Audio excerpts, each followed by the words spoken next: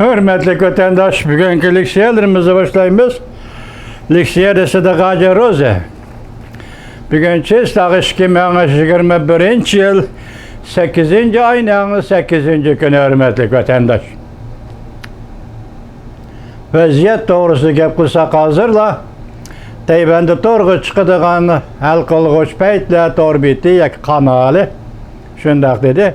Reisi Jinping Amerika'da pazarga çıkan payçek. Ki münasebetlik şirketlerinin pay çekine boğup taşladı dedi.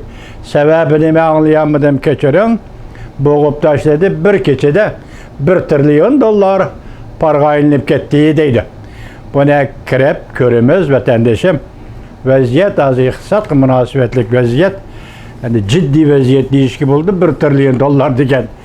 Çak-çakımız da hürmetli vatandaş.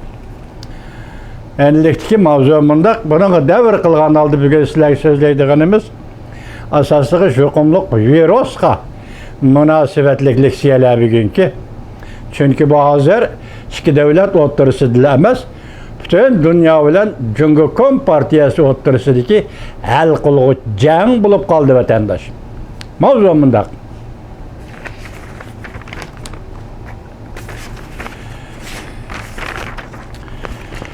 Amerika Wuhan tecrübehanesinden genç birlik malumatıga erişkendiğin ki Xi Jinping jığını üstüge oturup kaldı. Mavzulu haber 8. ayının 8. günü Cumhuriyet'e nazar torbeti ilan kılındı. Haber mundak başlandı. Angliya kündülü haberle gizledi. Mundak haber kılıdı. Amerika yakında Wuhan tecrübehanesinden genç birlik malumatı erişkenliğini ilan kılgandan keyin Xi Jinping başçılığındaki Cumhuriyet dairleri bargan seri besem kılışka başladı.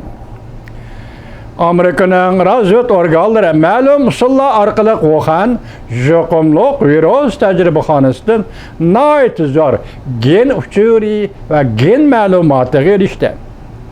Cumhuriyet'in rehberi Xi Jinping ciddi ilişki başladı.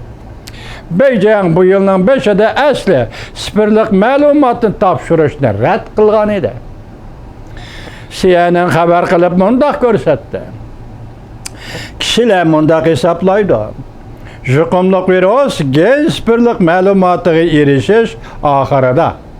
Jukumluk virüs tarqılışın menbelik sebeplerine hiçbiri de. Ötken ayda Beijing Dünya Sağlığı Teşkilatı'nın jukumluk virüsünün menbiini ikinci kıtım tekşürüş talebine red kılgan idi. Prezident Joe Biden Amerika istihbarat organlarına buyruk düşürüp 90 gün içinde jukumluk virüsünün menbiini tekşürüp tepişin talep kılgan idi. Bugünkü erişiş enek cevaplı erişişinin bir kısmıydı. Bu spirlik malumat Wuhan tecrübehanesi jukumluk virüs evrişkisinden ersiyetlik paketleriydi. Amerika'da Cumhuriyetçiler Partisi azaları özlerinin tekşürüş dokulatını ilan kılıp köplügen paketler görsetti ki jukumluk virüs Wuhan'da bir tecrübehanadan çıkıp ketken. Angliya Quyosh gazeti haber kılıp mundak görsetti. Dünya Seyyiye